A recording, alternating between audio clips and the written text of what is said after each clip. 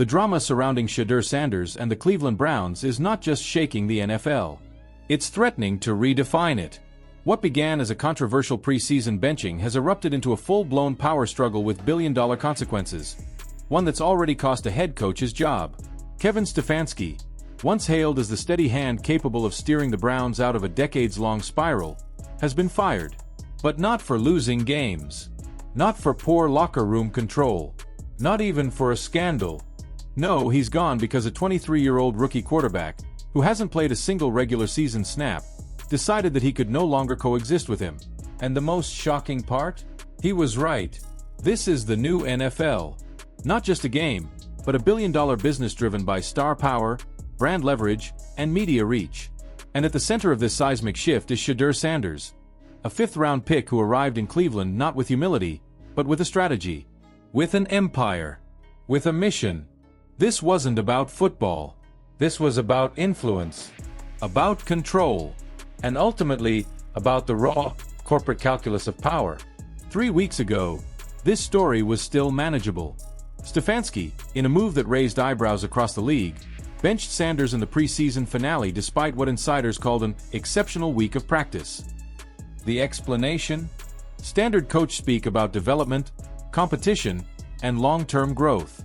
But beneath the surface, the move wasn't about football. It was a desperate attempt by the coaching staff to reassert authority in a building that was already slipping out of their grasp. Stefanski tried to remind the rookie who was in charge. That was his fatal mistake. Publicly, Sanders responded like a seasoned pro. Polished, poised, media-trained to perfection. But behind closed doors, the reaction was very different. According to multiple sources close to the situation, what followed was a series of intense, private meetings. Not with coaches, but with agents, legal advisors, marketing executives, and brand strategists. Not football minds. Corporate minds. They didn't talk about coverages or playbooks. They talked about nuclear options. Then came the meeting. In Jimmy Haslam's private office suite, a setting reserved for top-tier organizational decisions. Sanders, his agent Brandon Brown, and a senior executive from Nike sat down with the Browns owner. Notably excluded were Kevin Stefanski, GM Andrew Berry, the offensive coordinator, and virtually every other football operations figure. And in that absence, the truth was laid bare. The Browns' traditional football power structure was no longer relevant. In a room of business titans, it was Shedeur Sanders who commanded the floor. He didn't rant. He didn't demand. He didn't throw a tantrum. He came armed with data, a full business presentation, allegedly complete with PowerPoint slides that made a cold, surgical case for his value. Viewership spikes. Social media metrics. Engagement figures. Jersey sales. TV ratings. Merchandise revenue. He laid it all out, showing that his presence alone generated more economic value for the Cleveland Browns than their entire coaching staff combined. And when Nike's executive backed it up with their own projections, ones tied directly to Sanders' visibility and prominence, the message was unmistakable. This wasn't about whether Shedeur should start. It was about whether the Browns could afford for him not to. That was the moment the NFL power dynamic cracked. From that meeting forward, the decision wasn't about schemes or locker room culture. It was about choosing between the past and the future. Stefanski, for all his composure, stability, and competence, had suddenly become a liability, not to the team's performance, but to its profitability. And Shedeur, still untested on Sundays, had become the franchise's single most valuable asset. The backlash was immediate, chaotic, and impossible to contain. Within hours, social media exploded. "Fire Stefanski" trended across the country. Shedeur era lit up timelines. Browns fans, long accustomed to dysfunction, found themselves divided, but louder than ever. Some mourned the loss of order. Others cheered the arrival of a new age. But no one could look away. Traditionalists in the media called it the end of football as we know it. They decried Sanders' power play as an affront to the sanctity of coaching authority, a dangerous precedent that could unravel the league's entire developmental infrastructure. A rookie quarterback dictating staffing decisions? Unthinkable. But younger voices, especially those in the digital sphere, told a different story. This wasn't about disrespect. It was about evolution. And it was inevitable. Sanders didn't just arrive in Cleveland. He arrived with leverage. He brought a social media following larger than many Pro Bowl veterans. He arrived with national endorsement deals, before he even signed an NFL contract. He brought a documentary crew, a marketing agency, and a cultural footprint that extended far beyond Ohio. And he brought his father, Shedeur Sanders, whose silent influence hovers like a watchful guardian over every narrative involving his son. But Shedeur's power isn't just second-hand. It's real, it's measurable, and it's terrifying to every traditional GM and head coach in the league. He's not just a quarterback, he's a brand.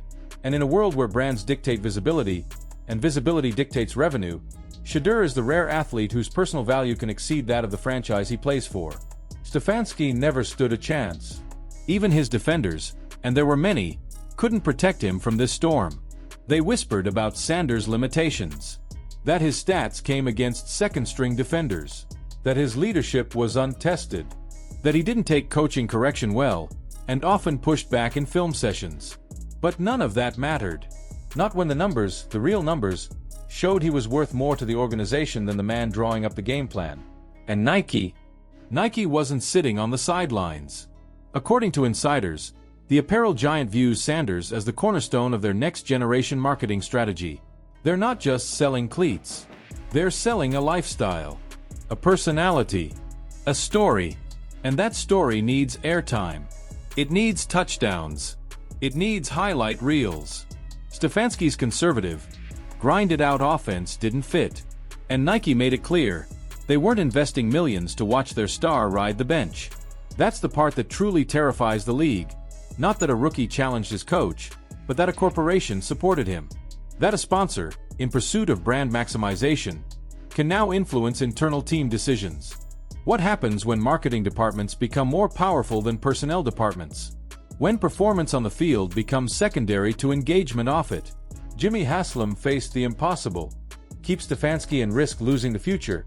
Not just Shedeur, but the entire ecosystem of partnerships, media, and momentum built around him. Or fire the coach and rewrite the unspoken rulebook of professional football forever. He made his choice. Kevin Stefanski is out. The decision has sent shockwaves through the league. Front offices everywhere are scrambling to understand what just happened, and how to prevent it from happening in their building. One GM, speaking anonymously, called it the end of the old NFL. Another said, "We gave players the power when we let them build brands. Now we're seeing what happens when the brand has more leverage than the badge." Even in the Browns' locker room, the fallout is split. Some players, particularly younger offensive stars, are rallying around Shedeur, praising his boldness and vision. Others, especially defensive veterans, are horrified. They see the move as a betrayal of team culture, a dismantling of the fragile trust that holds professional sports teams together. One Pro Bowler reportedly said, "If we're firing coaches because a rookie says so, what's left of this sport?" But maybe, just maybe, that's the wrong question. Maybe the real question is, does the coach deserve to stay if he can't adapt to the quarterback of the future? Maybe this isn't about arrogance or entitlement. Maybe this is about evolution, the cold, unsentimental kind that shapes industries, rewrites hierarchies, and forces uncomfortable change. Because Shedeur Sanders didn't just beat Kevin Stefanski. He outmaneuvered him. He understood the landscape better. He played a different game. And now, whether you love it or hate it, this is the NFL. A league where corporate influence, media control, and personal brand power matter just as much, maybe more, than yards gained or passes completed.